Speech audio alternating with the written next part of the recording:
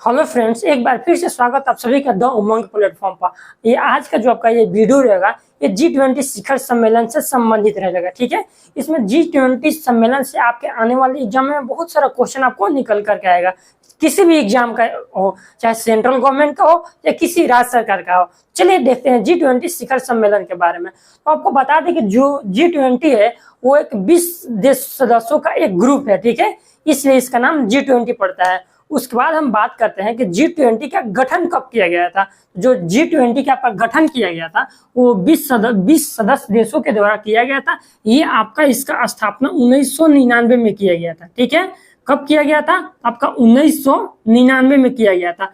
लेकिन वो इसका 1999 में तो गठन किया गया, लेकिन इसका पहला सम्मेलन कब किया गया था? आपका इसका पहला सम्मेलन 2008 ईस्वी में वाशिंगटन में किया गया था। इसको ध्यान दीजिएगा, अपने कॉपी पे इसको नोट करिएगा। इसका गठन 1999 में तो किया गया था, लेकिन इसका जो प्रथम सम्मेलन हुआ था वो आपका वाशिंगटन में किया गया था और 2008 में किया गया था। ठीक है, इसका आपका हो जाता है फर्स्ट सम्मेलन।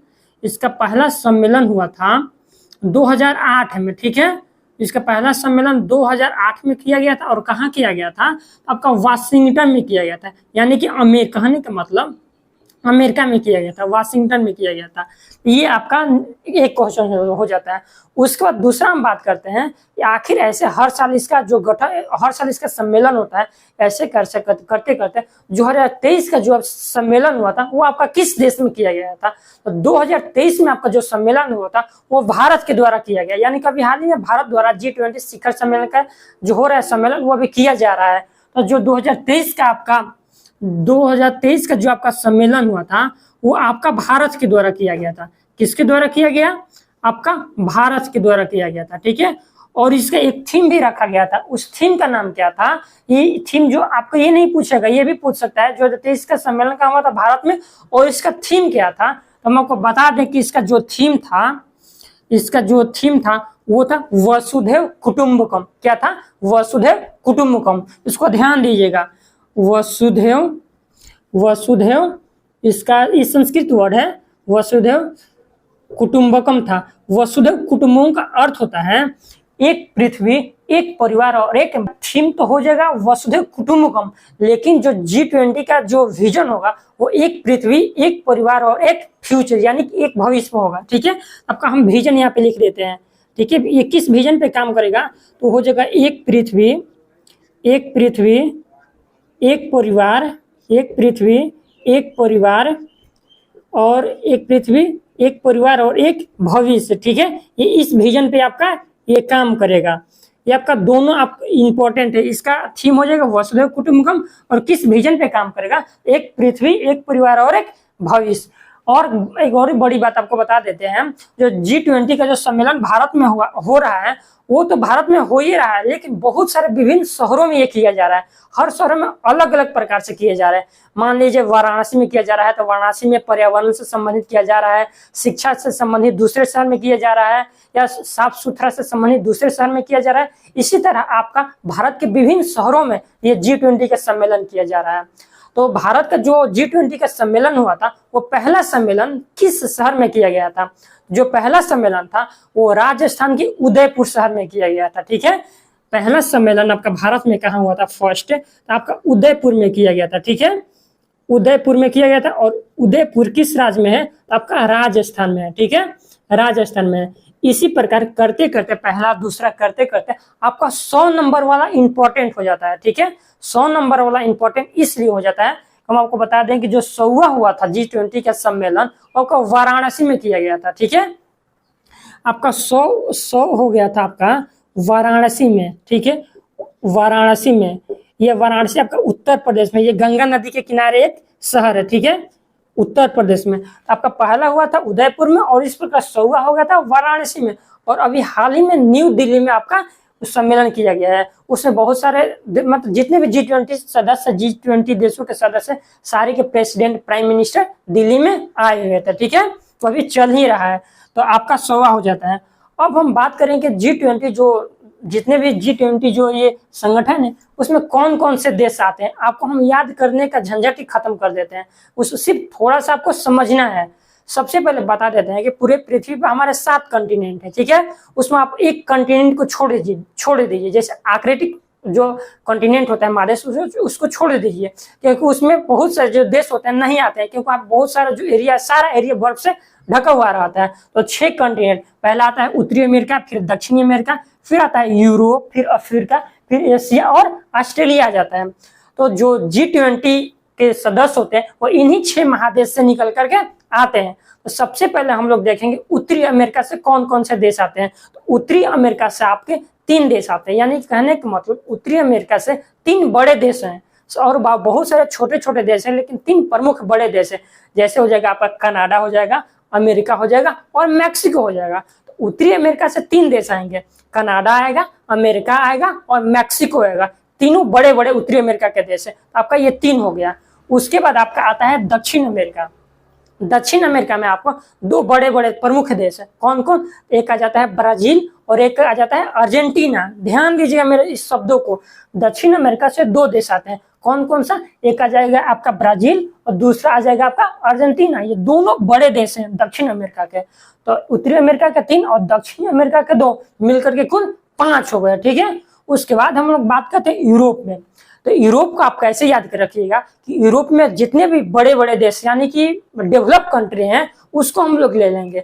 जैसे में आपका हो जाएगा ब्रिटेन हो जाएगा, फ्रांस हो जाएगा, इटली हो जाएगा, जर्मनी हो जाएगा, रूस हो जाएगा और तुर्की हो जाएगा। तो ये 6 जो देश हैं ये यूरोप से आते हैं। देखिएगा ये सारे जो 6 देश हैं यूरोप के सारे डेवलप कंट्री में आते हैं। कौन कौन से आते हैं? फिर से इसको ध्यान दीजिएगा। ब्रिटेन आ जाता है, फ्रांस आ जाता है, इटली आ जाता है, जर्मनी आ जाता है, रूस आ जाता है और तुर्की आ जाता है। ये 6 देश यूरोप से हो जाएंगे। तो 5 इधर हो गया और 6 इधर हो गया, कुल आपको 11। यूरोप से आपका 6 हो गया और उत्तरी अमेरिका और दक्षिणी अमेरिका से 5 हो गया। टोटल आपका 11 हो जाता है। और आपको एक बड़ी बात बता दें कि यही तुर्की, इसी को बोला जाता है आपका यूरोप का मरीज, इसको बोला जाता है। ध्यान दीजिए, ये भी एक क्वेश्चन निकल करके आता है कि यूरोप का मरीज किस देश को बोला जाता है? आपका तुर्की को बोला जाता है, ठीक है। उसके बाद बात करते हैं एशिया से और अफ्रीका को देख लेते हैं। तो अफ्रीका से सिर्फ एक ही देश आता है, वो कौन सा देश है? तो आपका साउथ अफ्रीका आता है। तो 6, 5, 11 और 1, 12 आपका ऑलरेडी हो गया। उसके बाद देखते हैं एशिया महादेश से कौन कौन से आते हैं। तो एशिया महादेश में जो अभी भी अच्छे अच्छे देश यानी डेवलप कंट्री और डेवलपिंग कंट्री है यानी बड़े बड़े देश है, उनको देखते हैं एशिया कंट्री से। एशिया से आपके हो जाएंगे कुछ प्रमुख देश। चलिए देखते हैं वो कौन कौन से। तो सबसे पहले हमारा देश हो जाता है भारत, उसके बाद आ जाता है चाइना, उसके बाद आ जाता है आपका जापान, उसके बाद आ जाता है इंडोनेशिया, उसके बाद आ जाता है कोरिया गणराज्य। कोरिया गणराज्य कहने का मतलब इसको आप दक्षिण कोरिया मोटे अक्षरों में बोल सकते हैं, इसको दक्षिण कोरिया। ये दक्षिण कोरिया का ही नाम है, कोरिया गणराज्य। उसके बाद आ जाता है एक सऊदी अरब। कौन कौन सा आ जाता है? पहला आ गया आपका भारत, दूसरा चाइना, तीसरा जापान, चौथा इंडोनेशिया, 5वां आपका कोरिया गणराज्य यानी दक्षिण कोरिया और 6ठा आ गया आपका सऊदी अरब। आपका एशिया से भी आपके 6 देश निकल कर आते हैं। तो इधर 12 हो गया था और 6 आपका एशिया से था, 12 और 6 18 हो गया। और एक आता है आपका ऑस्ट्रेलिया महादेश से, यानी कि सिर्फ ऑस्ट्रेलिया ही देश आता है, ऑस्ट्रेलिया महादेश है। तो कुल मिलाकर के आपका 19 देश हो गया।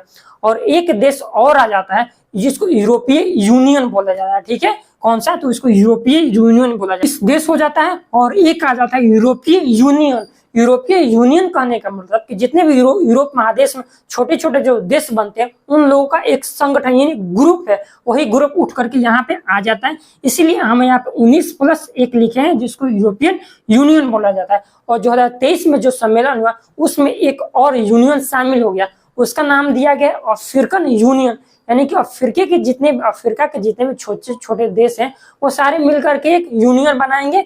और आपका हो जाएंगे कितने? तो 19+1 आपका तो पहले से ही है और एक अभी शामिल हो जाए जिसका नाम दिया गया है अफ्रीकन यूनियन, ठीक है।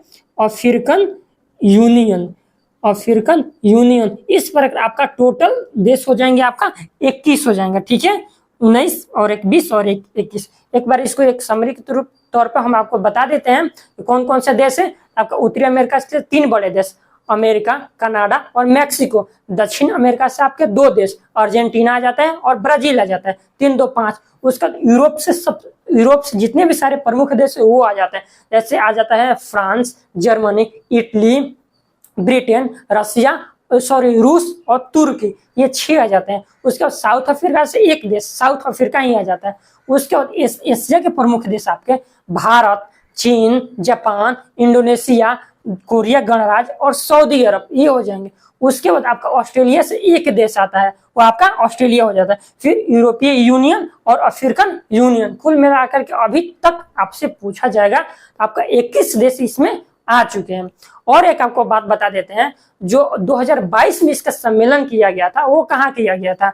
आपको 2022 का सम्मेलन किया गया था, 2022 का जो सम्मेलन हुआ था वो आपका इंडोनेशिया में किया गया था। ठीक है, आपका इंडोनेशिया में किया गया था, इंडोनेशिया में। और 2023 वाला जो सम्मेलन हो रहा है वो आपका भारत हो रहा है। और नेक्स्ट अगले साल का जो 2024 का सम्मेलन होगा वो आपका ब्राजील में होगा। इसको ध्यान दीजिएगा, ये आपका आएगा आपके आने वाले एग्जाम में। 2024 का G20 का जो सम्मेलन हुआ था वो आपका किस देश में होगा, तो आपका ब्राजील में होगा। कहाँ होगा भाई, तो 2024 वाला आपका कहाँ होगा, आपका हो जाएगा ब्राजील में होगा। ठीक है, आपका होगा तो आपका ब्राजील में होगा। तो ये आपका G20 सम्मेलन से प्रमुख आपके क्वेश्चन निकल के आए हैं, जो आने वाले एग्जामों में आपको आपसे पूछा जा सकता है। ठीक है, मिलते हैं अगले वीडियो के साथ।